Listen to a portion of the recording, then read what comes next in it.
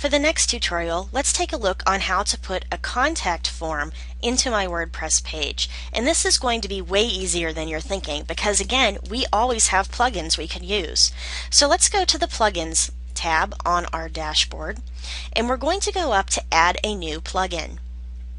From there, we're going to type into the search box Contact Form, and we're going to look for the best one for our needs. At the top, this shows us that we can do a contact form. This allows people to give us feedback easily, or we can post it to a page or one of our posts. As you can see, each of these has a rating, so we're looking for one that has a nice high rating out of all of these. So let's go ahead and take a look at this contact form manager. This has 4.5 stars, so let's go ahead and see how it works. I'm going to click on Install Now and click OK, and it installed it. And let's click on Activate Plugin. Once that's done, we've got our contact form manager right here.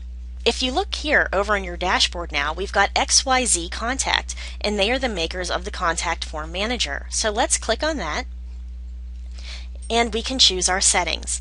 This will allow it to prevent auto removal of break and page tags. You can enable that or keep it disabled. You can enter a star symbol for mandatory form fields. I want to keep that enabled because I want to make sure that I get the information I need, and that can include their name, their email address, their address, their company, etc.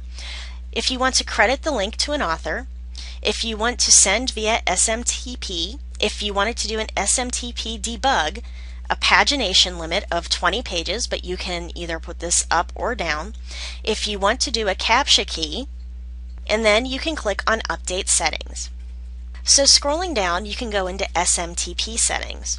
Right now, we don't have an SMTP account, but we'll get into that later. Below that is our contact forms.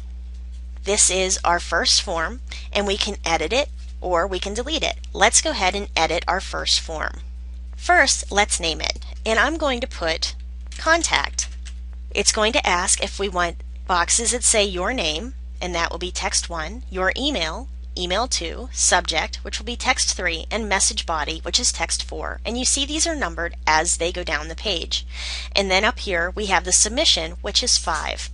We can also add elements. So let's go ahead and click on Select Tag and decide if we want a text field, an email field, a drop-down menu, date, check boxes, which allow you to check more than one, radio buttons, which only allow you to choose one. If you choose a new one, it'll unchoose the last one, a place for them to upload files, a submit button, and a CAPTCHA.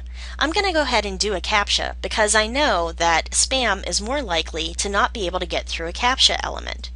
So I want to put a form element name, and I'm just going to put that as CAPTCHA, and I'm going to click on Get Code. It's going to ask me to copy this code and paste it into the form on the left. So I'm going to copy between the brackets and the brackets themselves, click Copy. I'm going to click here under the message body, and now you see it's given us a text box. I'm going to right click and hit Paste. Now here it gives us visuals, so you can actually change the format, the font, link, how you're going to set up your whole page, anything you could do on how to set up a regular page or a post. This allows you to do it either visually or through HTML.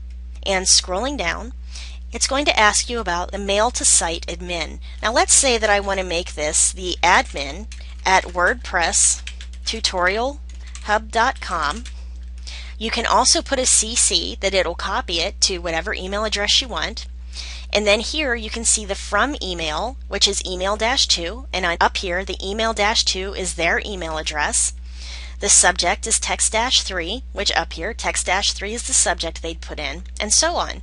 Here it allows us to choose if we want to do a mail content type of HTML or plain text. Some people have email addresses that won't accept an HTML email, so you may want to do plain text. But if you're doing this for, say, business or something like that, usually the HTML is a better idea because it looks more polished. Down here we can choose what you want the email to say to you. So for instance, since this one's a contact form, you have a new contact request. So every time someone fills out this form, it'll send you an email that says you have a new contact request. Again, you can change any of it visually or through HTML. And over here, it allows you to choose if you want a redirection link after they submit the form. So I'm going to just put that I want them to go right back to WordPressTutorialHub.com's index page, and I can just put / and it will know that that means index, but you can send them to whichever page you want. On the bottom, you can choose whether you want to send an auto reply to the sender, and this can be useful because they'll know if their email actually worked, going through to you or not. So you can disable or enable it.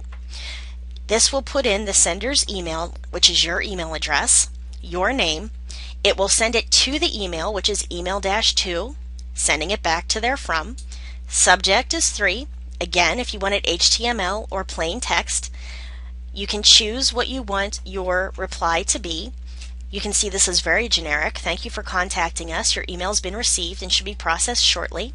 I'm going to take this Submit 5 and I'm going to move that down to the bottom because I think it's easier for it to be at the bottom of the page than at the top, frankly.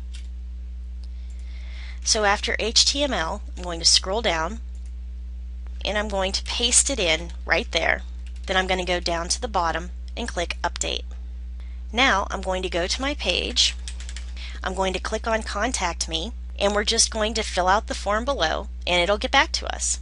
Copy my code between the colons, right click, then I'm going to go into my pages, and I've made a new page called Contact Me, and this is going to pop up on my list of pages. And I'm in HTML to make sure that this works correctly, and I typed in just fill out the form below and I'll get back to you ASAP. So I'm going to go ahead and paste that little quick form right into my page, click on Update, and I'm going to go into my page. You can see now my Contact Me shows up on my toolbar because I didn't tell it not to. I'm going to click on that, scroll down, and then here's my form. You're going to want to go in and make sure that it works by sending yourself a test email first. Fill out the CAPTCHA if you decided to use one, and click on Send. So I've sent it and it redirected me back to my index page. So that's pretty cool, right? So once that's done, in my email address, I will have gotten an email through the contact form, and I can add this person either to my contact list or I can answer any questions or concerns they may have. So you need a contact form somewhere on your sheet so you can connect with your readers. The more you connect, the more they'll come to read you, and the higher you'll get ranked, the more popular you'll become. So that's how it works. Thanks for listening to this tutorial. I hope it helped you out, and I'll see you at the next one.